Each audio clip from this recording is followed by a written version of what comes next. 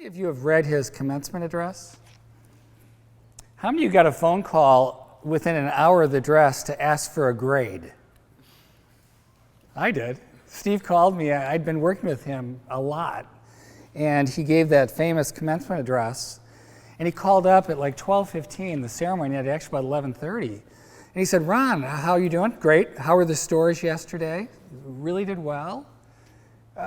"By chance, were you at the address?" I said, "Yeah, I was. I thought it was very good." And he said, "Okay, great." Hung up. Calls back a few minutes later, says, "I've got to ask you, I'm only going to do this once in my life. I want to know how I did." So I'm kind of on the spot. What grade do I give Steve about his commencement address? And I said, "Steve, I give you a B+."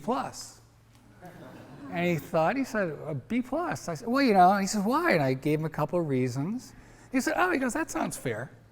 Well, then the next day, and on the internet, you're reading like this is the most highly regarded commencement address ever. So a year later, I was just going through my day in the Stanford commencement. I sent Steve an email. I said, "By the way, I rethought my grade.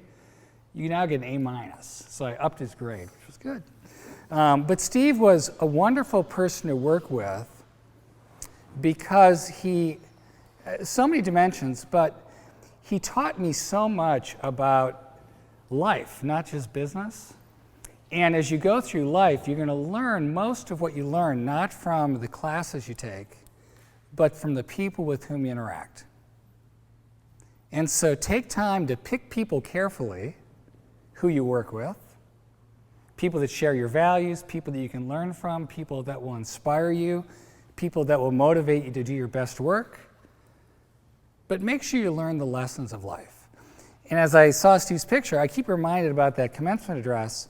One of my favorite lines, he kind of said, life's a journey, but you can never connect the dots looking forward, only looking back. So as you go through an experience in life, you can always look back and say, well, here are the things that impacted that outcome, but nobody can looking forward. That's one of the mysteries of life. But we each control the path we're on.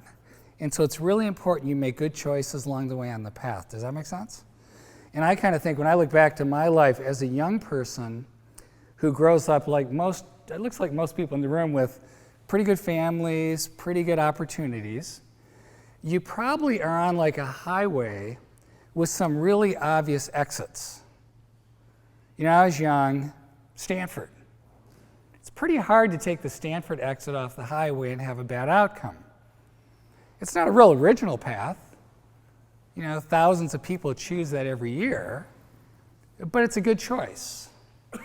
You travel a little further, Harvard Business School. It's hard not to pick Harvard Business School and have a reasonable outcome. But ultimately in life, it's when you choose the exit that's a little bit of a road less traveled that I think you'll find a much more interesting outcome. You'll learn more valuable lessons, and you'll perhaps find more meaning in what you do. Because the expected path doesn't necessarily fit for everybody. It's just the easy choice. But when you somehow happen across something that just really gets you up in the morning and gets you going, that's when you've picked the right path. And that's often the less traveled path. Just thinking about Steve, he dropped out of college. All right, he took the Reed College exit, maybe not as easy as Stanford, but a reasonable exit. And he just wasn't content, and he dropped out. And as you said, that let him drop in on other things. And Steve had a very kind of unique journey, but that led to a pretty good outcome. So for each of you, you've got your own path. Don't follow someone else's path, pick your own. But as you go, find good people to work with and learn along the way. Make sense?